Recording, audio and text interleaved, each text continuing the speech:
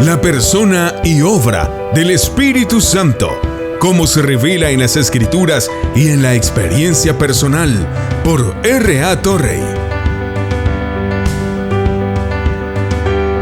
Capítulo 5, parte 3. El Espíritu Eterno. El Espíritu Santo se llama Espíritu Eterno. ¿Cuánto más la sangre de Cristo, el cual mediante el Espíritu Eterno se ofreció a sí mismo sin mancha a Dios, limpiará vuestras conciencias de obras muertas para servir al Dios vivo? La eternidad y la deidad y la majestad infinita del Espíritu Santo son sacados por este nombre: el Consolador. Al Espíritu Santo se le llama Consolador una y otra vez en las Escrituras. Por ejemplo, en Juan leemos: pero el Consolador, que es el Espíritu Santo, a quien el Padre enviará en mi nombre, Él les enseñará todas las cosas y les recordará todas las cosas que les he dicho. Pero cuando venga el Consolador, a quien yo os enviaré del Padre, el Espíritu de verdad, que procede del Padre, Él dará testimonio de mí. La palabra traducida Consolador en estos pasajes significa eso, pero significa mucho más alado. Es una palabra difícil de traducir adecuadamente a una sola palabra. Los traductores de la versión revisada encontraron dificultades para decidir con qué palabra traducir la palabra griega así traducida. Ha sugerido en el margen de la versión revisada el ayudante defensor y una simple transferencia de la palabra griega al inglés, paraclete. La palabra traducida como consolador significa literalmente uno llamado al lado de otro, siendo la idea uno a la mano para tomar parte del otro. Es la misma palabra que se traduce abogado. Eso está en 1 de Juan 2. Hijitos míos, estas cosas os escribo para que no pequéis, y si alguno hubiere pecado, abogado tenemos para con el Padre, a Jesucristo el justo. Pero abogado, como lo entendemos ahora, no toda la fuerza de la palabra griega así traducida. Etimológicamente, defensor significa casi lo mismo. Abogado es latín, avocatus, y significa uno llamado a tomar su parte. Pero en nuestro uso moderno, la palabra tiene un significado restringido. La palabra griega ha adquirido una traducción. Consolador, paracletos, significa alguien llamado a nuestro lado, es decir, alguien que está llamado a estar constantemente a su lado y que está siempre listo para estar a nuestro lado y participar en todo aquello en lo que se necesite ayuda. Es un nombre maravillosamente tierno y expresivo para el santo. Hasta el momento en que Jesús hizo esta promesa a los discípulos, Él mismo había sido sus paracletos. Cuando tenían alguna emergencia o dificultad, se dirigían a Él. En una ocasión, por ejemplo, los discípulos tenían dudas sobre cómo orar y se volvieron a Jesús y le dijeron: Señor, enséñanos a orar. Y el Señor les enseñó la maravillosa oración que ha venido a través de las edades. En otra ocasión, Pedro se hundía en las olas de Galilea y clamó: Señor, sálvame. E inmediatamente Jesús extendió su mano, lo agarró y lo salvó. En todo momento se volvieron a Él. Así que ahora que Jesús se ha ido al Padre, tenemos a otra persona tan divina como Él, tan sabia como Él, tan fuerte como Él, tan amorosa como Él, tan tierna como Él, tan lista e igualmente capaz de ayudar, que siempre está a nuestro lado. Sí, mejor aún, quien habita en nuestro corazón, quien se agarrará y ayudará si solo confiamos en que Él lo hará. El Espíritu Santo, sí, la verdad del Santo, como establecido en el nombre. Una vez que el Paracletos entre en nuestro corazón y permanece allí, lo hará. Destierra para siempre toda soledad. Porque, ¿cómo podemos estar solos cuando el mejor de todos los amigos está con nosotros? En los últimos 8 años me han llamado a soportar lo que naturalmente sería una vida muy solitaria. La mayor parte del tiempo estoy separado de mi esposa y niños por las llamadas del deber. Durante 18 meses consecutivos me separaron de casi toda mi familia, muchos miles de millas. La soledad hubiera sido insoportable si no fuera por el único amigo todo suficiente, que siempre estuvo conmigo. Recuerdo una noche caminando arriba y abajo por la cubierta de un barco en una tormenta. La mayor parte de mi familia estaba a 18,000 millas lejos. El miembro restante de mi familia no estaba conmigo. Los oficiales estaban ocupados en el puente y yo paseaba por la cubierta, solo y pensando: ¿qué estoy haciendo? Estoy completamente solo. Pero entonces vino un pensamiento: no estoy solo. A mi lado, caminando en esta cubierta, yo en la soledad y en la tormenta, también camina el Espíritu Santo. Y fue suficiente. Dije algo como esto una vez en una conferencia bíblica en St. Paul. Un médico vino a verme en el cierre de la reunión y dijo: quiero darte las gracias gentilmente por ese pensamiento acerca del Espíritu Santo.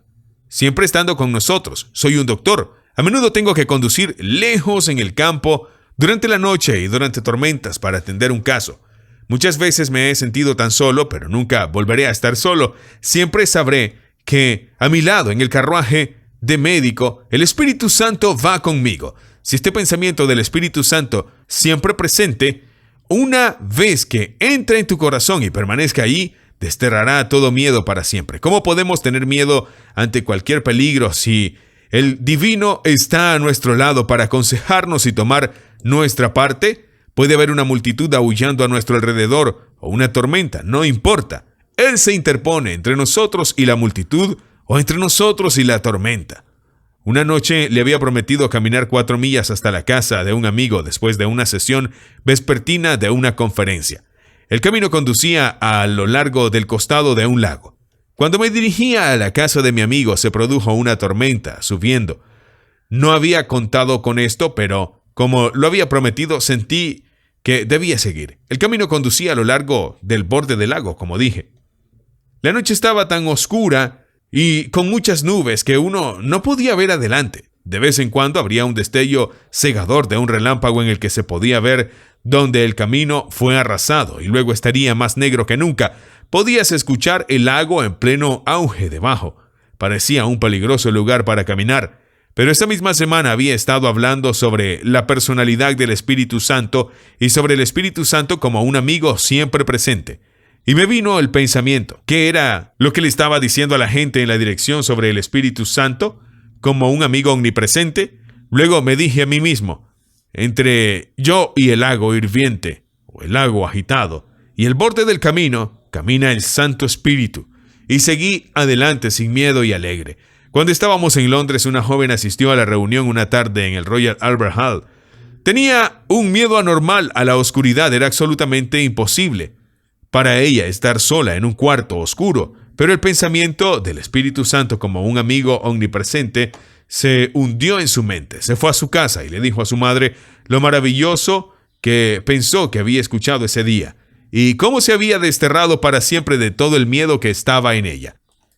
Ya estaba oscureciendo mucho en Londres. Era una tarde de invierno y su madre miró hacia arriba y dijo: muy bien, vamos a ver si es real. Sube a lo alto de la casa y cierra por ti mismo la habitación oscura. Al instante se puso de pie de un salto, subió las escaleras, entró en una habitación que estaba totalmente oscura, cerró la puerta y se sentó.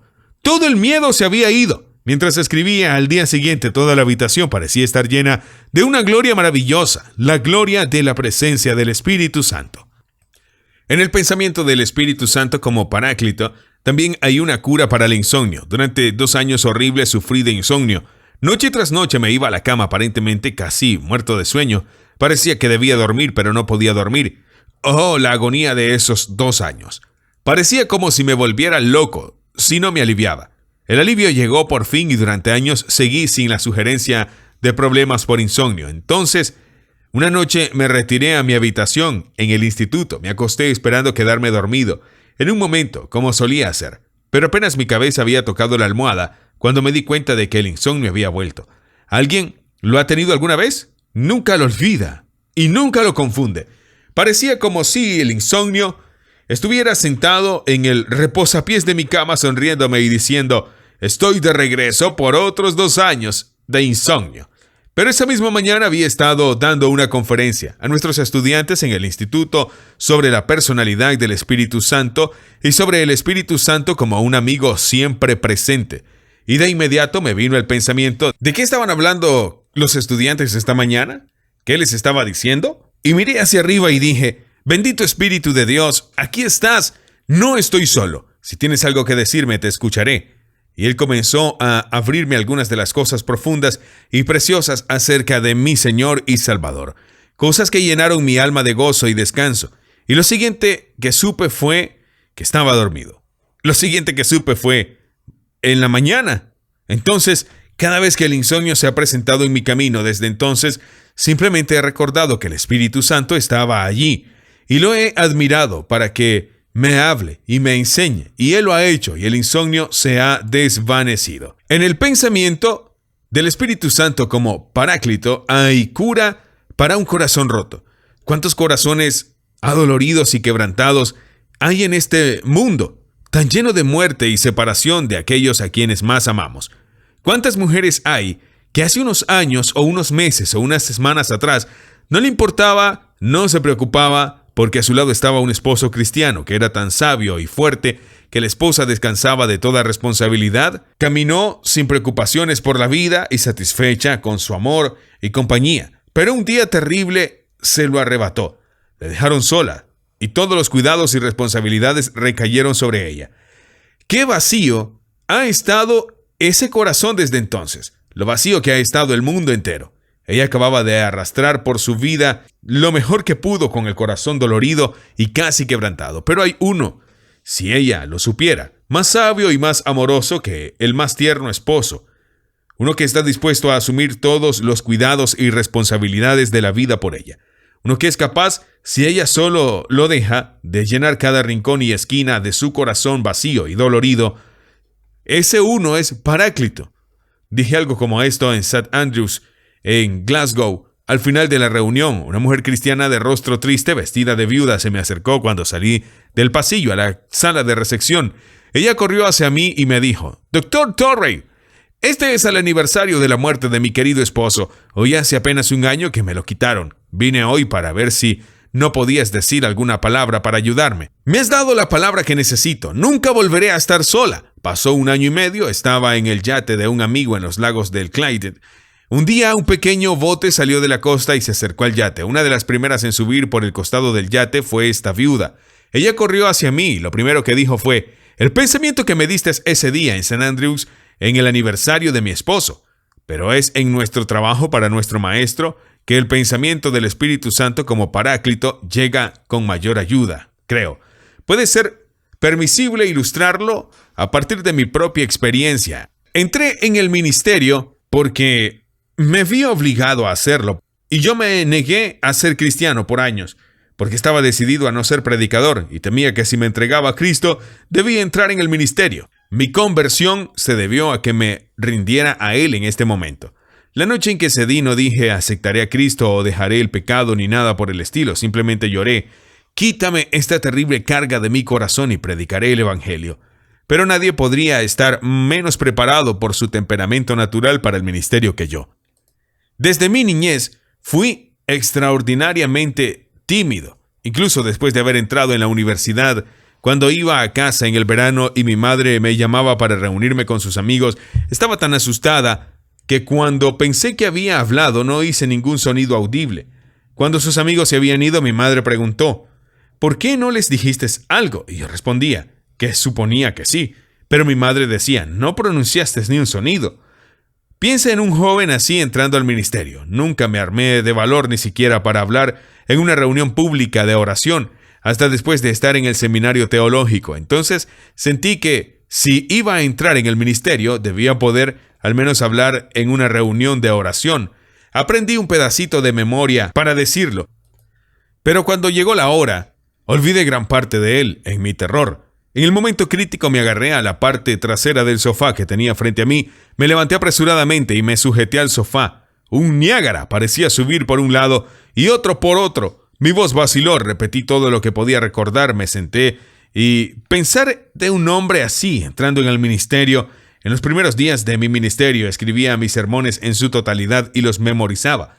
Me ponía de pie y apretaba un botón hasta que lo repetía, lo mejor que podía. Y luego volvía a hundirme en la silla del púlpito con un sentido común de alivio de que eso hubiera terminado por una semana más. No puedo decirles lo que sufrí en esos primeros días de mi ministerio, pero llegó a ser el día más feliz cuando llegué a conocer al Espíritu Santo, como el Paráclito. Cuando el pensamiento se apoderó de mí, que cuando me levanté para predicar había otro que estaba a mi lado, que mientras la audiencia me veía, Dios lo veía, y que la responsabilidad estaba sobre Él, y que Él era abundantemente capaz de enfrentarlo y cuidarlo todo, y que todo lo que tenía que hacer era apartarme lo más lejos posible de la vista y dejar que Él hiciera el trabajo. No tengo miedo de predicar ahora. La predicación es el mayor gozo de mi vida y a veces cuando me pongo de pie para hablar y me doy cuenta de que Él está allí, que toda la responsabilidad recae sobre Él, tal gozo me llena mi corazón, que apenas puedo contenerme de gritar y saltar. Él está igualmente dispuesto a ayudarnos en todo nuestro trabajo, en nuestras clases de la escuela dominical, en nuestro trabajo personal y en cualquier otra línea del esfuerzo cristiano. Muchos dudan en hablar con otros sobre aceptar a Cristo.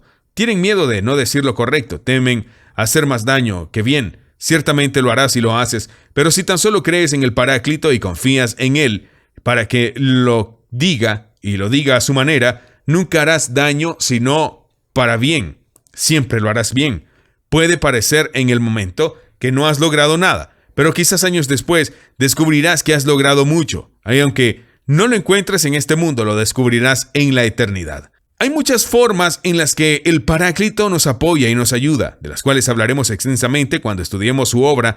Él está a nuestro lado cuando oramos, cuando estudiamos la palabra, cuando hacemos trabajo personal, cuando predicamos o enseñamos, cuando somos tentados, cuando dejamos este mundo. Fijemos este pensamiento firmemente ahora y para siempre, que el Espíritu Santo es uno que está llamando a nuestro lado para tomar nuestra parte. Siempre presente, verdadero amigo. Siempre cerca, tu ayuda para prestar.